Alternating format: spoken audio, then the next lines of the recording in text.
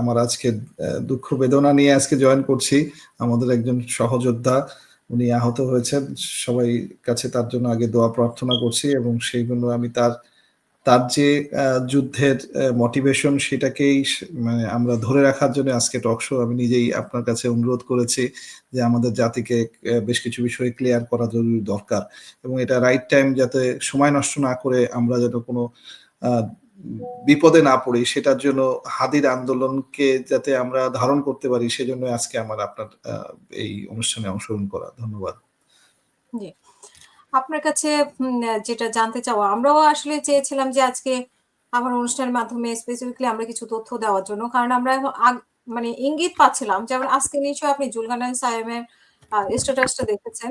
তারপরে 2 দিন আগে গণ অধিকার পরিষদের রাশেদ খান বলছিল যে কিলিং মিশন শুরু হবে, 50 জনের একটা লিস্ট কিলিং মিশন। তো তাদের কাছে ইনফরমেশন গুলো কিভাবে, মানে কিভাবে গিয়েছে, তারপরে সেখানকার সোর্স কি, সেই সোর্স থেকে নিশ্চয়ই তারা আরো কিছু জানে এটার ঘটনার পিছনে, এবং সেইগুলো দ্বারাই কি এই হাদের ঘটনার সাথে মানে সম্পৃক্ত সবকিছু মিলায়ে।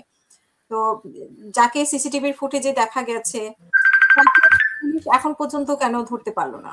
এত ধন্যবাদ আপনাকে। আমি আসলে আপনার এই অনুষ্ঠানে গত দিনে আমি আপনাদেরকে বলেছিলাম যে আমাদের এই 3টি মাস মানে ইলেকশনের আগে 3টি মাস খুব সতর্ক থাকতে হবে, কারণ এই 3টি মাসে বেশ কিছু ঘটনা ঘটবে এবং যে ঘটনাগুলো ঘটার পেছনে তাদের একটা মাস্টার প্ল্যান থাকবে এবং সেই ঘটনাগুলোর মাধ্যমে তাদের একটা উদ্দেশ্য থাকবে। প্রথমে আমি একটু হাদির ঘটনাটা বর্ণনা করি, তাহলে আপনি বুঝতে পারবেন যে হাদির ঘটনা কি স্বাভাবিক একটা যে কোনো ইলেকশনের সময় ঘটনা নাকি এটা কোনো বিশেষ ঘটনা। প্রথম কথা হচ্ছে আপনি হাদির যদি মানে যে অ্যাটাকটা হয়েছে, আমরা তো বেসিক্যালি অনেক সিনেমা নাটক দেখি, তাই না?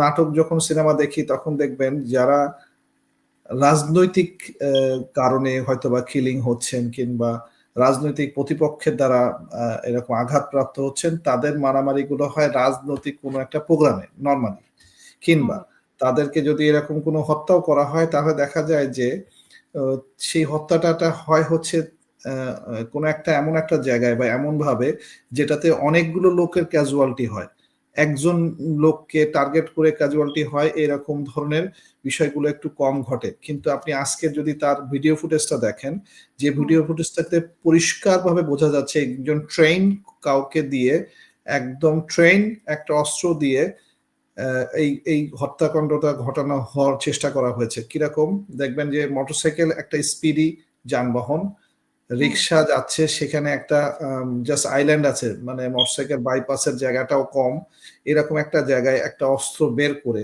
ঠিক তাকে এমন একটা জায়গায় মানে ফায়ার করা হয়েছে যেখানে দিলে সে মৃত্যুবরণ করবে। তার মানে হচ্ছে এটা কোনো একজন ট্রেন দ্বারা ছাড়া করা সম্ভব নয়, কোনো একজন ট্রেন কাউকে দিয়ে করানো হয়েছে, নাম্বার 1। নাম্বার 2 হচ্ছে যে অস্ত্র দিয়ে যেভাবে গুলি করা হয়েছে তাতে সেই অস্ত্রে তাকে আঘাত করলে অস্ত্রটা এমন ভাবে আঘাত করবে যাতে তার গুলিটা এক দিয়ে থেকে মানে ছিদ করে বের হয়ে যাবে। তার মানে হলো সেই অস্ত্রটাও তাকে ওই ডেফিনেশন অনুযায়ী দেওয়া হয়েছে, নর্মাল কোনো অস্ত্র দেওয়া হয় নাই। থার্ড নাম্বার হচ্ছে যে এই মোটরসাইকেলের ওই গতিতে তাকে গুলি করার মতো ওই তাক করে ওই জায়গাটাকে সিলেক্ট করা, this all part of the plan হতে হবে, কারণ না হলে দেখা যাচ্ছে যে সে এমন কোনো জায়গায় হত্যা হতো যেখানে এই লোকগুলো ধরা পড়ে যাওয়ার সম্ভাবনা থাকবে, কারণ সে কতটুকু গতিতে যাবে এবং সে বের হয়ে যেতে পারবে, তাদেরকে হেলমেট পরা থাকবে, তাদেরকে ধরা যাবে না। This all are part of the game. এখন আসেন, আপনি দুটো ইনফরমেশন দিয়ে শুরু করছেন, আমি ওখান থেকে আমার বক্তব্য শুরু করব। আপনি দুটো ইনফরমেশন দিয়েছেন যে কেউ কেউ আর্লি ইনফরমেশন দিয়ে বলেছিলেন, যেমন তার মধ্যে জুলকারনাইন সাইন একটা ইয়ে বলেছেন, আর একজন বলেছেন বোধহয় প্রবাবলি গণ অধিকার জুলকারনাইন স্যার অবশ্য উনি বলছেন যে আজকে উনি স্ট্যাটাস দিয়েছেন যে কয়েকদিন একটা নির্দিষ্ট ডেট উল্লেখ করেছেন যে কয়েকদিন থেকে, আমি যদি একটু দেখি, যাই হোক কয়েকদিন আগে থেকে উনি জানতেন যে এরকম 80 জন ঢুকছে পার্শ্ববর্তী দেশ থেকে। আচ্ছা, এক্স্যাক্টলি আমি ইনফরমেশনটা ট্যাগ করে রাখলাম, আমি আপনাকে বর্ণনায় বলবো, আপনি বিষয়টা বলবেন। আরেকজন হচ্ছে রাজনৈতিক বক্তব্য, আরেকজন হচ্ছে রাশেদ খান গণ অধিকার পরিষদের, উনি ঠিক আগের দিনে এই কথাটা বলেছিলেন যে কিলিং মিশন হবে। এই দুজন আমরা মানে বক্তব্যের আলোচনার জন্য এই দুজন মানুষের নাম এবং ট্যাগ গুলো রেডি রাখলাম। আমি এখন আলোচনায় যাই, তাহলে আলোচনাগুলো বুঝতে হবে। আমি নিজেও বলেছি যে ৩টি মাস এটা অ্যানালিটিক্স ছিল। একটা প্রশ্ন আপনাকে করতে চাই জি যে বলেন। হাদি তো এমন কি বড় নেতা, বা হাদিকে কেন টার্গেট? মানে এখানে এক্সাক্টলি। এনসিপির কেউ টার্গেট হতে পারতো, বিএনপি কেউ টার্গেট হতে পারতো, কিন্তু সেখানে হাদি কেন টার্গেট? মানে হাদি আচ্ছা, খুব আহ, ইম্পর্টেন্ট কিছুর জন্য নাকি অন্য কোনো কারণ? ধন্যবাদ। আপনার আসলে প্রশ্নটা আমার আলোচনার সারাংশকে আগে নিয়ে চলে আসলো। আমি আসলে এটা শেষে বলতে চেয়েছিলাম, বাট আপনার প্রশ্ন যেহেতু আপনি স্পেসিফিক করে দিয়েছেন, তাহলে আমি ওখান থেকেই শুরু করি। সেটা হচ্ছে হাদিকে করা দেয়া হয়েছে, এটাও বললাম যে এটা একটা সিম্বলিক। এই মৃত্যুটাকে যদি হয় কিংবা এটা যদি সে আঘাতপ্রাপ্ত হয়, সেটা দিয়ে পুরো জাতিকে একটা সিম্বলিক ভাবে মানসিকভাবে দুর্বল করা। কারণ হচ্ছে যে এই লোকগুলো যারা কথা বলে, যারা হচ্ছে আন্দোলনের ধারাবাহিকতায় কোনো কম্প্রোমাইজেশনে যায় নাই, যেমন ধরেন হাদি কোনো কোয়ালিশনে যায় না ইলেকশনের সময়। হাদি এমন একটা আসন বেছে নিয়েছে যেখানে একটা হেভি ওয়েট বিএনপির একজন নেতার বিরুদ্ধে দাঁড় করাচ্ছে। তার মানে সে তার প্রতিদ্বন্দ্বীকে বলতে চেষ্টা করতেছে যে তোমরা পরিবর্তনের ধারাবাহিকতায় না আসলে তোমরা জিতবা না। আমরা যারা পরিবর্তন দেশকে, বাংলাদেশকে দেখতে চাই, তারা জিতলে এটা একটা সিম্বলিক হয়ে যাবে। বিএনপির হয়তো ধরেন সে অনেক সিট পেল, কিন্তু এই সিটটা পেল না, এবং হাদি যদি জিতে যেতেন তাহলে এইটা একটা সিম্বলিক ভাবে তৈরি হতো যে সত্যের পথে যারা কথা বলেছেন বা যারা এই আওয়ামী লীগের সমালোচনা করেছেন, যারা পূর্ববর্তী গভর্নমেন্টে যে আসলে একটা ভারতপন্থী গভর্নমেন্ট ছিল, সেই কথাটাকে এস্টাবলিশ করেছেন, সেই লোকটাকে যদি আঘাত করা যায় তাহলে পুরো জাতিকে জানানো যাচ্ছে একটা মেসেজ যে তোমরা যদি কথা বলো তোমাদের পরিণতিটা এমন হবে।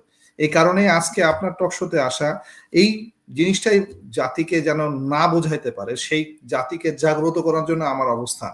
সেখান থেকে আমি শুরু করছি যে হাদিকে কেন আঘাত করা হয়েছে। কারণ হাদি হচ্ছে এমন একটা এই মুহূর্তে ফিগার যেটা এনসিপি নেতার থেকেও বেশি ওয়েটেজ ক্যারি করে একজন পরবর্তীতে ভবিষ্যৎ নেতা হওয়ার জন্য। যেটা আমি সবসময় বলে থাকি যে দেখেন, আওয়ামী লীগ শুধু না, এটা আসলে বেসিক্যালি ভারত তাদের মেকানিজম থেকে বের করেছে যে বাংলাদেশের নেতা তৈরি করতে দিবে না। কারণ তারা তাদের মনোনীত যে নেতা আছেন, ধরেন আওয়ামী লীগকে তারা এমন ভাবে পোষ্য এনিমেলের মতো একটা করে ব্যবহার করে তাকে বাংলাদেশকে শাসন করতে পারবেন। ঠিক সেরকম ভাবে তারা সেই শাসন ব্যবস্থার মধ্যে যাদেরকে দিয়ে সব কাজ করাইতে পারবেন, সেরকম লোককেই তারা নেতা চান। এমন নেতাকে তারা চান না যে নেতার নিজস্ব ভাবনা থেকে, নিজস্ব বিচার বুদ্ধি থেকে দেশের পরিচালনার জন্য বা দেশকে কাজ করার জন্য আগায় আসবে, সেটা তারা চান না। এই জন্য হাদিকে সিম্বলিক ভাবে নেওয়া যেতে পারে বলে আমি মনে করি, নাম্বার ওয়ান। নাম্বার টু হচ্ছে হাদি হচ্ছে এই মুহূর্তে সবচেয়ে টক অফ দ্য টাউন, যেহেতু সে, তাকে মানুষ গ্রহণ করা শুরু করেছে। প্রত্যেক দিনই তাকে, তার যে সকল পোস্ট, তার যে সকল কার্যক্রম, সেটাতে দেখা যাচ্ছে যে সে ইলেকশনের যে ধারাবাহিকতাটা বাংলাদেশে ছিল, সেটা হচ্ছে একটা বড় দল থাকবে, একটা রাজার পরিবার থাকবে, সেই রাজার পরিবার এই রাজার সিম্বল দিয়েই প্রতিবার এই দেশ শাসন করবে। কিন্তু সেখান থেকে হাদির মতো লোক চ্যালেঞ্জ করে বের হয়ে এসে প্রধান মানে করছে যে একজন নেতা তৈরি হতে পারে রাস্তা থেকে, এবং সে জনগণের নেতা হতে পারে, এবং সেই জনগণের নেতা যদি হয়, তারা সত্য ন্যায় প্রতিষ্ঠা করতে পারবে এবং তার বলিষ্ঠ কণ্ঠ আছে, তাকে আঘাত করলে এই কণ্ঠটা রোধ করা যাবে।